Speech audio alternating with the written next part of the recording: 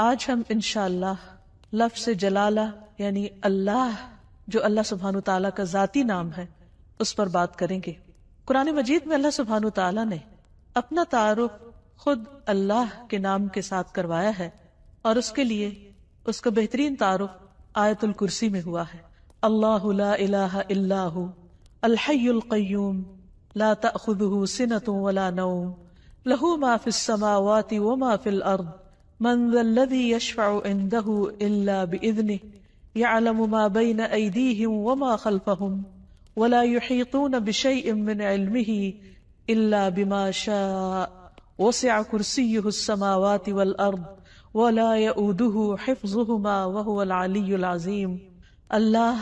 اللہ وہ ہے کہ اس کے سوا کوئی معبود نہیں، زندہ ہے، ہر چیز کو قائم رکھنے والا ہے، نہ اسے اونگ آتی ہے اور نہ نیند، جو کچھ بھی آسمانوں اور زمین میں ہے اسی کا ہے۔ کون ہے جو اس کے پاس اس کی اجازت کے بغیر سفارش کرے؟ وہ جانتا ہے جو کچھ ان کے سامنے ہے اور جو ان کے پیچھے ہے، اور وہ اس کے علم میں سے کسی چیز کا احاطہ نہیں کر سکتے مگر جتنا وہ خود چاہے۔ اس کی کرسی آسمان و زمین پر چھائی ہوئی ہے اور اسے ان دونوں کی حفاظت نہیں تھکاتی۔ وہ سب سے بلند اور سب سے بڑا ہے۔ یہ ہے اللہ رب العالمین۔ لفظ اللہ سبحانہ تعالیٰ کا ذاتی نام صرف اللہ ہی کے لیے مخصوص ہے۔ پوری کائنات میں اللہ کے نام سے سوائے اس کے کوئی بھی نہیں جانا جاتا، کسی اور کا یہ نام ہے ہی نہیں۔ ہل تعلم لہ سمیہ؟ نہیں، یہ نام ایک انتہائی خوبصورت نام ہے۔ اگر اس کی تحریر پر آپ غور کریں تو اس کے ساری شیپ اوپر کو اٹھتی ہوئی جاتی، جو اپنی تحریر کے اعتبار سے بھی اللہ سبحانہ تعالیٰ کی عظمت اور بلندی پر دلیل ہے۔ اس کو اسم الجلالہ، اللہ کا عزت والا نام، بلند نام، جلیل القدر نام، جو اسماء حسنہ میں سے سب سے عظیم اور اعلیٰ ہے، صرف اسی کا ہے۔ اس کے لغوی معنی کیا ہے؟ اس کا مطلب کیا ہے؟ اس کی اصل الالہ ہے، لیکن باقی اسماء کے ساتھ جب ال لگتا ہے تو الگ پڑھا جاتا ہے۔ لیکن سبحان اللہ سبحانہ تعالیٰ کے اس نام میں ال اس کا حصہ بن چکا ہے، یعنی اللہ، بجائے اس کے کہ ہم کہیں الالہ، وہ خاص الہ، کیا کہا جاتا ہے؟ اللہ۔ عربی لغت میں یہ لفظ 4 معنوں میں استعمال ہوتا ہے۔ نمبر 1 المعبود، یعنی اللہ کون ہے؟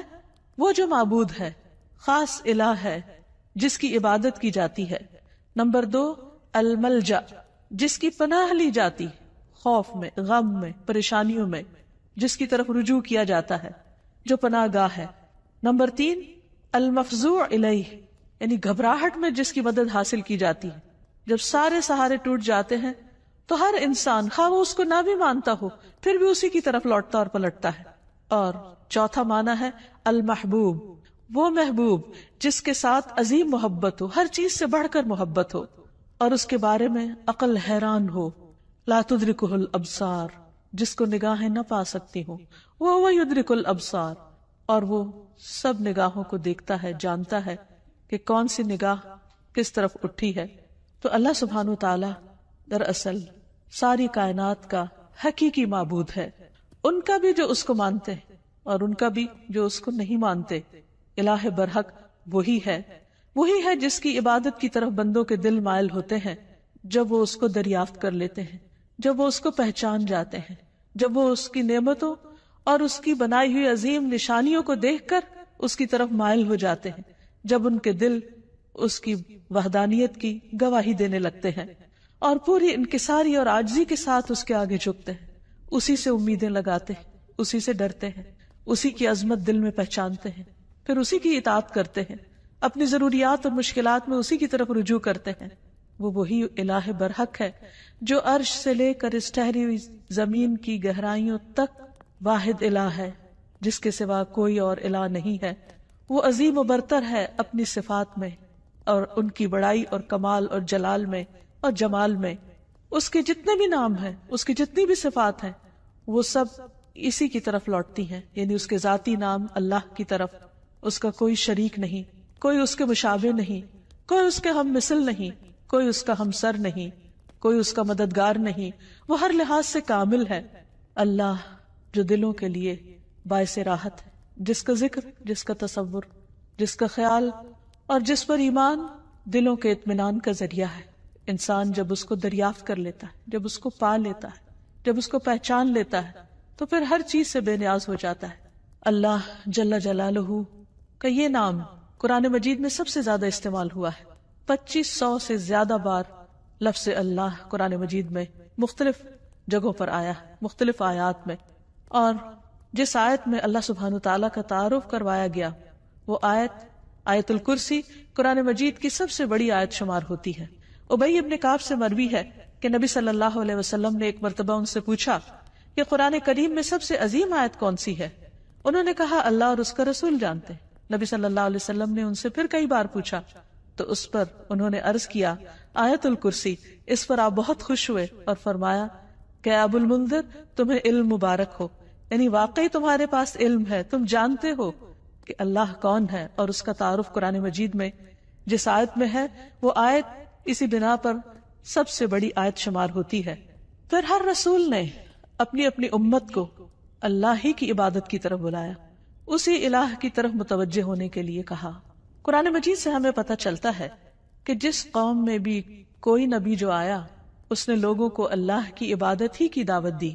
ارشاد باری تعالیٰ ہے وَلَقَدْ بَعَثْنَا فِي كُلِّ أُمَّةٍ رَسُولًا أَنِ اعْبُدُوا اللَّهَ وَاجْتَنِبُوا الطَّاغُوتَ۔ ہم نے ہر امت میں ایک رسول بھیجا جو انہیں یہی کہتا تھا کہ لوگوں اللہ کی عبادت کرو اور طاغوت سے بچو، یعنی غیر اللہ کی عبادت سے بچو۔ نبی صلی اللہ علیہ وسلم نے بھی لوگوں کو اللہ سبحانہ تعالیٰ ہی کی عبادت کی طرف بلایا۔ ربیہ بن عباد دیلمی سے روایت ہے، یہ وہ صحابی ہیں جنہوں نے جاہلیت کا زمانہ بھی پایا اور پھر مسلمان ہو گئے۔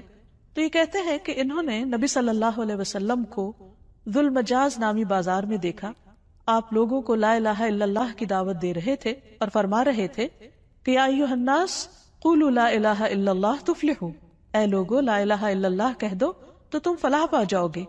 وہ کہتے ہیں کہ آپ صلی اللہ علیہ وسلم گلیوں اور بازاروں میں داخل ہو رہے تھے، لوگ آپ کے پیچھے جاتے، آپ کے ارد گرد جمع ہو جاتے، کوئی ان سے کچھ نہیں کہہ رہا تھا اور آپ خاموش ہوئے بغیر اپنی بات دہرائے چلے جا رہے تھے، اے لوگو لا الہ الا اللہ کہہ دو فلاح پا جاؤ گے، اے لوگو لا الہ الا اللہ کہہ دو فلاح پا جاؤ گے۔ گویا انسان کی کامیابی، اس کی نجات، اس کی فلاح کا انحصار اس بات پر ہے کہ وہ ایک اللہ کو اپنا معبود سمجھے اور اس پر ایمان لے آئے۔ یہی سٹیپنگ سٹون ہے سیدھے راستے کی طرف، کامیابی کی طرف۔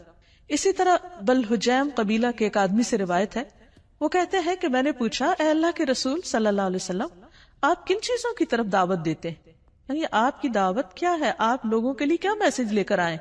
آپ نے فرمایا میں اس اللہ کی طرف دعوت دیتا ہوں جو یکتا ہے، بس ایک ہے، وہ اللہ کہ جب تم پر کوئی مصیبت آتی ہے اور تم اسے پکارتے ہو تو وہ تمہاری مصیبت کو دور کر دیتا ہے، جب تم کسی بیابان اور جنگل میں راستہ بھول جاتے ہو اور تم اس سے دعا کرتے ہو تو وہ تمہیں اپنے اصل مقام تک پہنچا دیتا ہے، جب تم قحط سالی میں مبتلا ہوتے ہو اور اس سے دعا کرتے ہو تو وہ پیداوار ظاہر کر دیتا ہے۔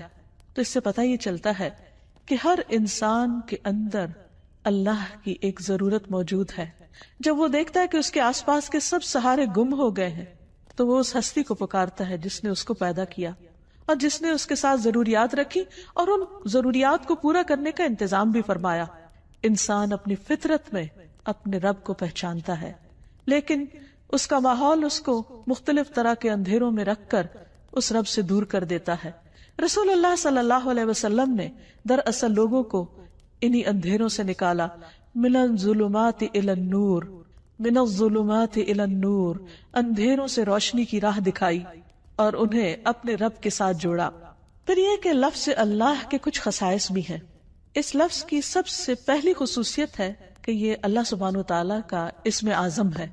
امام غزالی کہتے ہیں کہ جان لو کہ یہ نام 99 ناموں میں سب سے زیادہ عظیم ہے، کیونکہ یہ اس ذات الہیہ پر دلالت کرتا ہے جو تمام صفات الہیہ کو جمع کرنے والی ہے۔ یہ اس ذات کا نام ہے جس کی ساری صفات ہیں، یہاں تک کہ کوئی بھی صفت اس سے جدا نہیں ہوتی، یعنی باقی ساری صفات اسی کی ہیں، یعنی اللہ سبحانہ وتعالی کی۔ پھر ہم دیکھتے ہیں کہ یہ نام ہر حدیث میں وارد ہوا۔ نبی صلی اللہ علیہ وسلم کی جتنی بھی حدیثیں، ان کے شروع میں ہر جگہ آتا ہے قال رسول اللہ صلی اللہ علیہ وسلم یا عن النبی صلی اللہ علیہ وسلم. تو حدیث کا جتنا بھی ذخیرہ ہے، جتنا بھی خزانہ ہے، اس میں سے ہر حدیث میں اللہ سبحانہ وتعالیٰ کا نام آتا ہے، اسی کی طرف نسبت جاتی ہے. پھر اسی طرح تمام اسماء حسنہ کی نسبت اللہ کی طرف ہے. وَلِلَّهِ الْأَسْمَاءُ الْحُسْنَى، اور اللہ ہی کے لیے ہیں سارے اچھے اچھے نام. فَادْعُوهُ بِهَا، بس تم اس کو ان ناموں کے ساتھ پکارو. یعنی کیسے کہا جاتا ہے؟ اللہ کون ہے؟ وہ جو الرحمن، الرحیم، القدوس، السلام ہے. یعنی یہ سب اللہ کے نام ہیں. یہ نہیں کہا جاتا کہ اللہ الرحمن کا نام ہے یا اللہ العزیز کا نام ہے. نہیں، العزیز اور الرحمن دراصل اللہ سبحانہ وتعالیٰ کے نام ہیں یا اس کی صفات ہیں. پھر یہ ہے کہ یہ نام سب سے زیادہ پکارا جاتا ہے. مثلاً دعاؤں کو اگر ہم دیکھیں، نبی صلی اللہ علیہ وسلم نے اللہ سبحانہ وتعالیٰ کو جن ناموں سے پکارا ان میں سب سے زیادہ یہی نام آتا ہے اللہم کے ساتھ. خود درود شریف کا آغاز بھی اللہم کے ساتھ ہوتا ہے. تو اللہ ہے، اللہ تو میم آخر میں جو مشدد ہے، یہ کیا چیز ہے؟ یہ دراصل عربی کا ایک قاعدہ ہے، شروع میں یا کا لفظ لگانے کی بجائے آخر میں میم کا مطلب ہے یہاں پر یا. جیسے ہم کہتے ہیں یا اللہ، تو اسی طرح اللہم کا مطلب ہے اے اللہ. حسن بصری کہتے ہیں اے اللہ دعاؤں کے مرکز. جب مانگنے والا کہتا ہے یا اللہ میں تجھ سے سوال کرتا ہوں، گویا وہ یہ کہتا ہے کہ میں اس اللہ سے دعا کرتا ہوں جس کے سب اچھے اچھے نام ہیں اور جس کے بلند نام اور بلند صفات ہیں. پھر یہ بھی یاد رکھیے کہ مخلوق میں سے کسی کے اندر آج تک جرت نہیں ہوئی کہ وہ اپنا یا کسی اور کا نام اللہ رکھ دے. اللہ سبحانہ وتعالیٰ نے سب کی زبانیں پکڑ رکھی کہ یہ نام اس کے سوا کوئی اور رکھ ہی نہیں سکتا، یہ صرف اسی کی خصوصیت ہے. اور پھر یہ کہ تمام امتیں اس نام سے متعارف ہیں، کوئی اس نام کا انکار نہیں کرتی. پھر اسی طرح ہم دیکھتے ہیں کہ ہماری نماز کے ہر ایکشن میں یہ نام لیا جاتا ہے. مثلا نماز کا آغاز ہوتا ہے تکبیر تحریمہ سے. آغاز میں پہلا لفظ ہی کیا ہے؟ اللہ اکبر، اللہ سب سے بڑا ہے. پھر دعا استفتاح ہے، اس میں آتا ہے سبحانک اللہم و بحمدک، اللہ کا نام ہے. رکوع میں ہم جو دعائیں مانگتے ہیں ان میں سے دعا ہے سبحانک اللہم ربنا و بحمدک. پھر قوما میں جب کھڑے ہوتے ہیں سمع اللہ لمن حمدہ. پھر سجدے میں جاتے ہیں تو کہتے ہیں اللہم لک سجدت، اے اللہ میں نے تیرے لیے سجدہ کیا. پھر تشہد کی دعاؤں میں سے ہے اللہم اغفر لی ما قدمت وما اخرت وما اسررت وما اعلنت، اے اللہ مجھے بخش دے جو بھی میں نے پہلے گناہ کیے، جو بعد میں کیے، جو چھپ کے کیے اور جو ظاہری طور پر کیے. پھر نماز کے اختتام کس پر ہوتا ہے؟ السلام علیکم ورحمۃ اللہ. اس میں بھی اللہ کا نام لیا جاتا ہے. تو گویا پورا دن ہم اس کی تکرار کرتے رہتے ہیں، نمازوں کے اندر بھی اور نمازوں کے باہر بھی. دن کا آغاز ایک مسلمان کس طرح کرتا ہے؟ سب سے پہلے دعا مانگتا ہے الحمدللہ الذی احیانا بعدما اماتنا. گویا آنکھ کھلتے ہی پہلا لفظ جو اس کی زبان پر آتا ہے وہ اللہ کے شکر کا ہے، الحمدللہ. پھر اسی طرح مختلف کام کاج کرتے ہوئے اگر چھینک آ جاتی ہے تو الحمدللہ. کسی اچھی چیز کو دیکھتا ہے انسان تو سبحان اللہ، اللہ کی قدرت یاد آتی ہے. پھر کسی چیز پر حیران ہوتا ہے کہتا ہے ماشاء اللہ. پھر اسی طرح کوئی گناہ ہو جاتا ہے تو کہتا ہے استغفر اللہ. بلندی کی طرف چڑھنے لگتا ہے تو کہتا ہے اللہ اکبر. نیچے کو اترنے لگتا ہے تو کہتا ہے سبحان اللہ. پھر اسی طرح دن کے سارے کام کاج کرتے ہوئے جب رات کو سونے لگتا ہے تو دائیں طرف لیٹتے ہوئے اپنا دائیں ہاتھ اپنے دائیں گال کے نیچے رکھ کر اپنے رب کو پکارتا ہے اللہم بسمک اموت و احیا. پھر اسی طرح اس نام کی کچھ اور خصوصیات ہیں، اور وہ یہ کہ عربی میں قسم کے لیے جو تا استعمال ہوتی ہے وہ صرف اسی نام پر وارد ہوتی ہے، تاللہ. پھر اسی طرح اس لفظ کا خاصہ یہ ہے کہ الحمد کا استعمال صرف اللہ کے ساتھ ہوتا ہے. یہ نہیں ہوتا الحمد الرحمن، الحمد للرحمن یا الحمد للرحیم، نہیں، الحمد للہ. اسی طرح باقی بھی بہت سے جب ہم دعائیں اللہ تعالیٰ سے مانگتے ہیں یا اللہ تعالیٰ کی تعریف بیان کرتے ہیں تو لفظ اللہ ہی کے ساتھ کر رہے ہوتے ہیں. پھر اس نام کی بہت سی برکات بھی ہیں. یعنی یہ صرف ایسا نہیں کہ صرف ایک نام ہے، بلکہ یہ ہماری روح اور ہمارے دل کی زندگی ہے. جب ہم تکلیف میں ہوتے ہیں، جب ہم کسی بھی طرح تنہا محسوس کرتے ہیں تو یہ نام ہمارے اندر سے تنہائی کا احساس ختم کر دیتا ہے. اللہ سبحانہ وتعالیٰ کا یہ نام یعنی اللہ جو اس کا ذاتی نام ہے، یہ صرف ایک نام ہی نہیں، اس کی بہت سی برکات بھی ہیں، اس کے بہت سے فائدے ہیں. یہ صرف اس کا نام نہیں، یہ اس کی پہچان بھی ہے، اور یہ ہماری دل، روح اور جان کی زندگی ہے. ہم جب تنہا ہوتے ہیں تو جو ہی اس کا نام لیتے ہیں یوں لگتا ہے کوئی تنہائی نہیں. جب خوف زدہ ہوتے ہیں اور اس کو پکارتے ہیں تو لگتا ہے کوئی خوف نہیں. ایک دم دلوں کو قرار آ جاتا ہے، تسکین مل جاتی ہے. اگر انسان تکلیف کے وقت بسم اللہ کہتا ہے تو اس کی تکلیف دور ہو جاتی ہے. حضرت جابر کہتے ہیں کہ جب غزوہ احد میں طلحہ رضی اللہ عنہ کی انگلی کٹی تو انہوں نے سی کہا، جسے عام طور پر ہمارا ریاکشن ہوتا ہے. تو رسول اللہ صلی اللہ علیہ وسلم نے فرمایا اگر تم اس وقت بسم اللہ کہتے، یعنی سی کرنے کی بجائے اللہ کے نام کو یاد کرتے، تو فرشتے تمہیں اٹھا لیتے اس حال میں کہ لوگ تمہیں دیکھ رہے ہوتے. یعنی اتنی قوت ہے اس نام کے اندر. پھر اسی طرح ہم ہر کام کے شروع میں بھی بسم اللہ پڑھتے ہیں اور اس سے اس کام میں برکت ہو جاتی. مثلا کھانا کھاتے وقت اگر کھانا بسم اللہ سے شروع کیا جائے تو اس کھانے میں برکت ہو جاتی. حضرت عائشہ سے روایت ہے کہ ایک مرتبہ نبی صلی اللہ علیہ وسلم اپنے 6 صحابہ کے ساتھ بیٹھ کر کھانا کھا رہے تھے کہ ایک دیہاتی اچانک آیا اور اس نے بسم اللہ پڑھے بغیر کھانا شروع کیا اور 2 لقموں میں سارا کھانا سمیٹ گیا.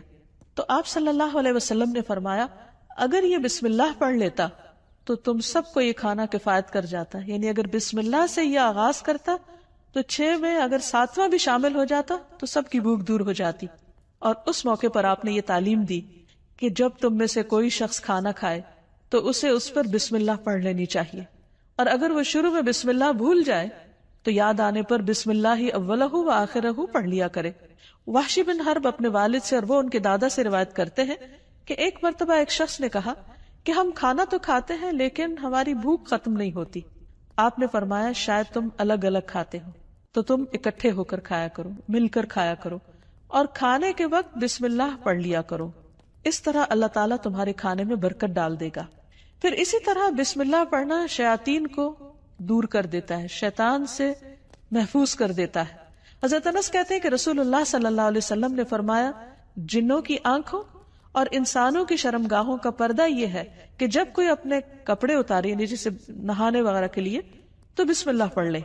یعنی اس وقت بھی اگر اللہ کا نام لے تو ہر ایک سے وہ محفوظ ہو جائے گا. یعنی ویسے تو لباس اتار دے انسان تو اس کا ستر کھل جاتا ہے، لیکن اگر بسم اللہ پڑھتا ہے تو وہ مخلوق جو اس وقت وہاں ہو سکتی ہے موجود، اس سے بھی اس کا ستر ہو جاتا ہے.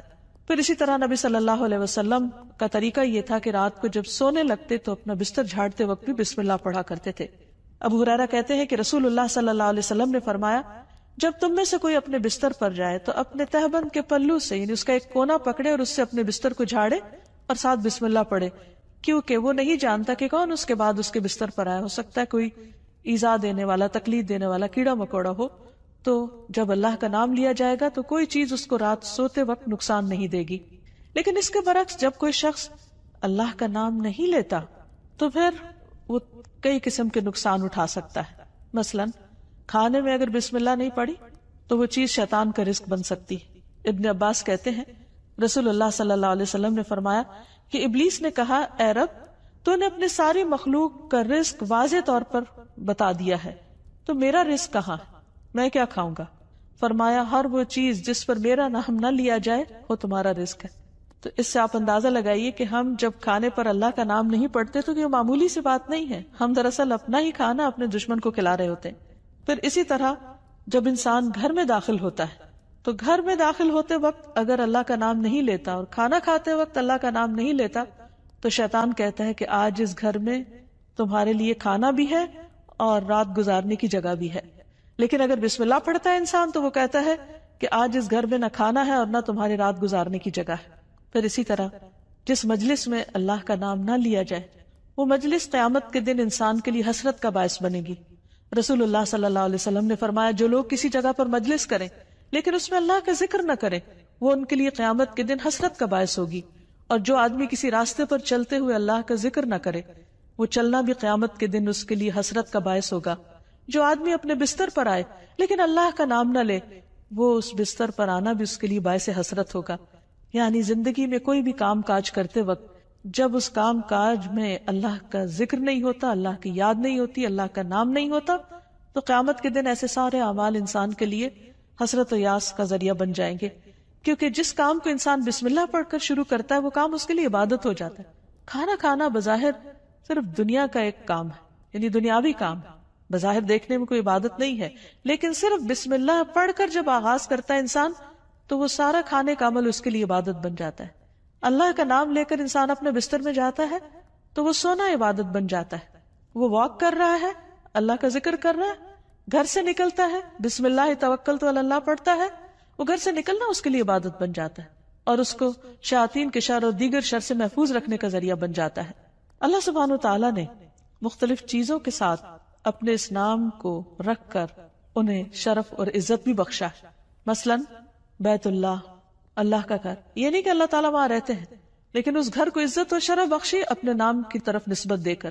پھر اسی طرح آپ نے فرمایا نبی صلی اللہ علیہ وسلم نے کہ 3 لوگ اللہ کے وفد ہیں، یعنی اللہ تعالیٰ ان کو اپنا وفد کہتے ہیں، اپنا ڈیلیگیشن.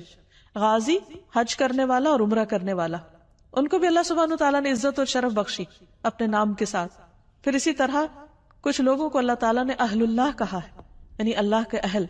انس رضی اللہ عنہ سے مروی ہے کہ رسول اللہ صلی اللہ علیہ وسلم نے فرمایا لوگوں میں سے کچھ اہل اللہ ہوتے ہیں. آپ نے پوچھا اہل اللہ کون لوگ ہوتے ہیں؟ فرمایا اہل قرآن. اہل قرآن ہی اہل اللہ اور اس کے خاص لوگ ہیں، یعنی قرآن پڑھنے والوں کو اللہ سبحانہ تعالیٰ نے عزت اور شرف بخشی. پھر اسی طرح مساجد اللہ قرآن مجید میں آتا ہے، اللہ کی مسجدیں. پھر کچھ لوگوں کو اللہ کے پڑوسی کہا گیا. رسول اللہ صلی اللہ علیہ وسلم نے فرمایا اللہ تعالیٰ قیامت کے دن اعلان کریں گے میرے پڑوسی کہاں ہیں، میرے پڑوسی کہاں ہیں. فرشتے پوچھیں گے اے رب کسے زیب دیتا ہے کہ وہ تیرے پڑوس میں آئے، تیرا پڑوسی بنے. اللہ تعالیٰ فرمائے گا مساجد کو آباد کرنے والے کہاں ہیں، یعنی مسجد کو اللہ نے اپنا گھر کہا اور مسجد کی خدمت کرنے والے کو اپنا پڑوسی کہا. پھر اسی طرح جو لوگ اللہ کے دین کی خدمت کریں، اس کی مدد کریں، ان کو اللہ تعالیٰ نے انصار اللہ کہا اور اس کے لیے دعوت عام بھی دی. یا ایھا الذین آمنوا کونوا انصار اللہ، اے لوگو جو ایمان لائے ہو اللہ کے مددگار بن جاؤ. پھر اسی طرح قوم سمود کی اونٹنی کو جو خاص نشانی کے طور پر ظاہر ہوئی اس کو ناقۃ اللہ، اللہ کی اونٹنی کہا.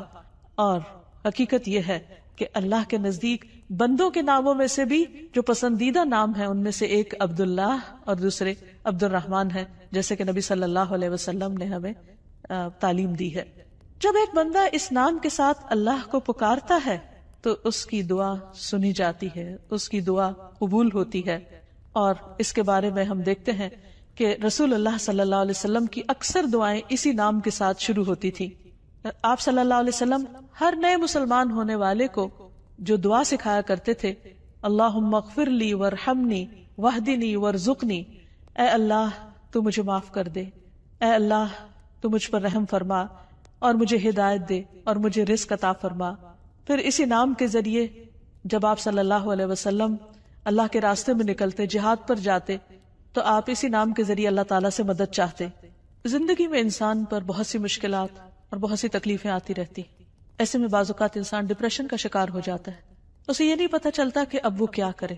لیکن اس کا حل نبی صلی اللہ علیہ وسلم نے ہمیں بتایا ہے.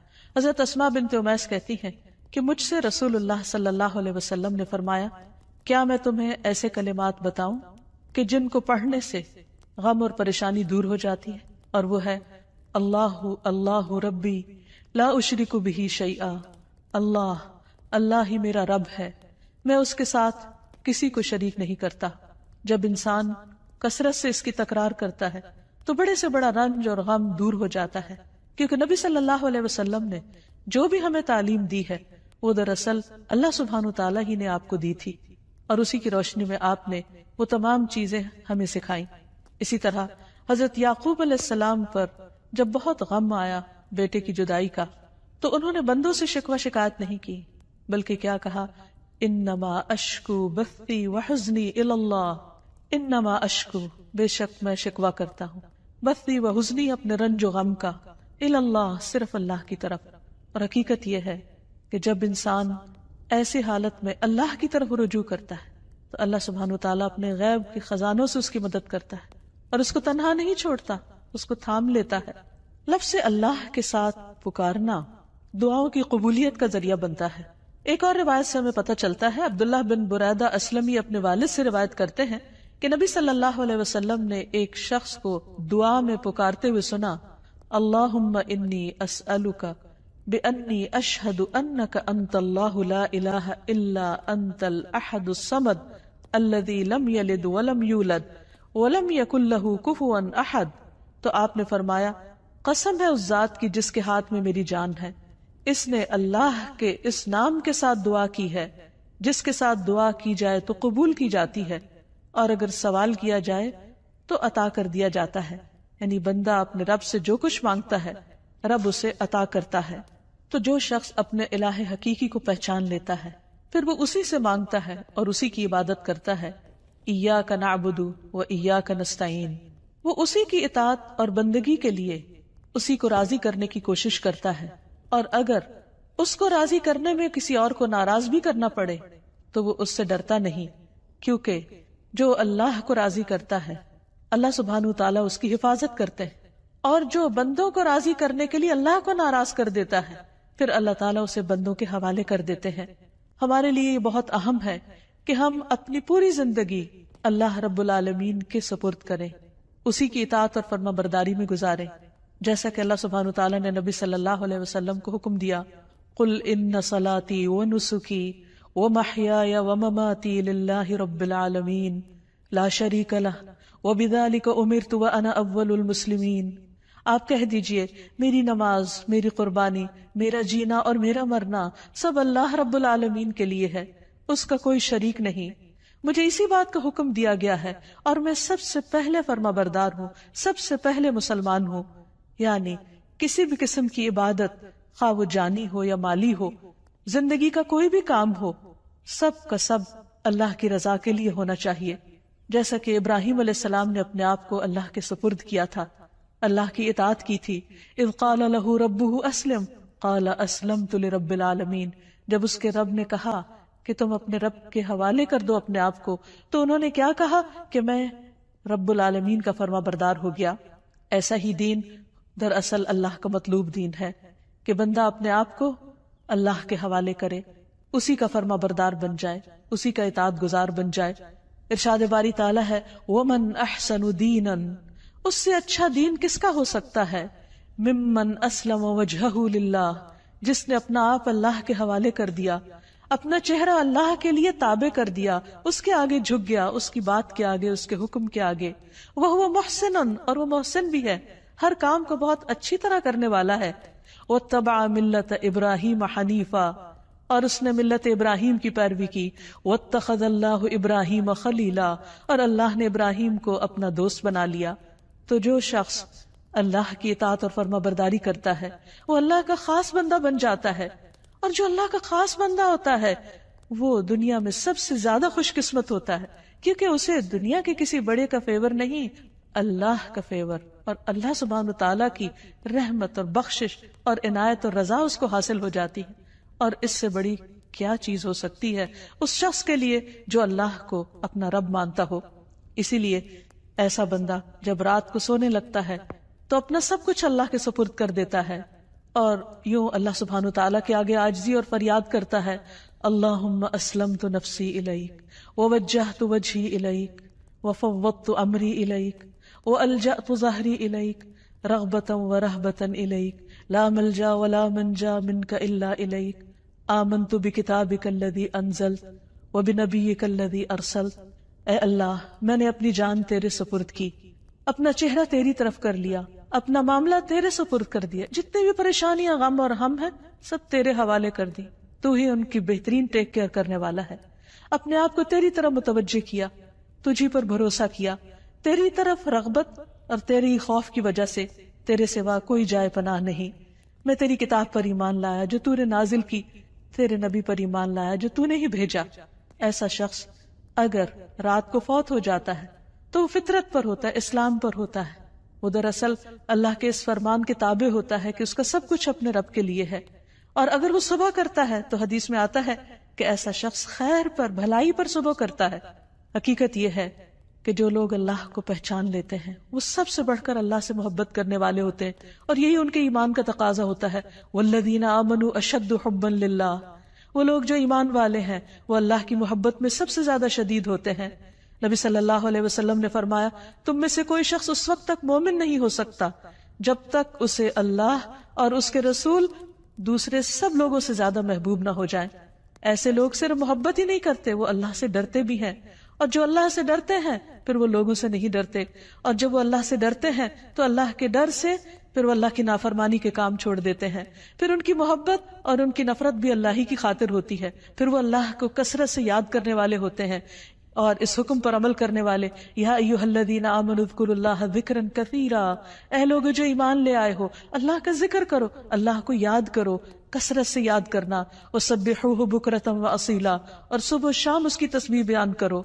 ایسے ہی لوگ سب سے آگے نکل جانے والے ہیں، ایسے ہی لوگ سب سے آگے بڑھ جانے والے ہیں، اور انہی کا انجام بہترین ہے۔ نبی صلی اللہ علیہ وسلم نے فرمایا مفردون سبقت لے گئے۔ لوگوں نے پوچھا اللہ کے رسول صلی اللہ علیہ وسلم وہ کون ہے؟ آپ نے فرمایا اللہ کا بہت زیادہ ذکر کرنے والے مرد اور عورتیں۔ اللہ سے دعا ہے کہ اللہ تعالی ہمیں ان لوگوں میں شامل کر لے جو سب سے زیادہ اس کو یاد کرنے والے ہیں، کیونکہ اسی میں دلوں کا اطمینان، دلوں کی راحت اور آخرت کی کامیابی ہے۔ وآخر دعوانا ان الحمد للہ رب العالمین۔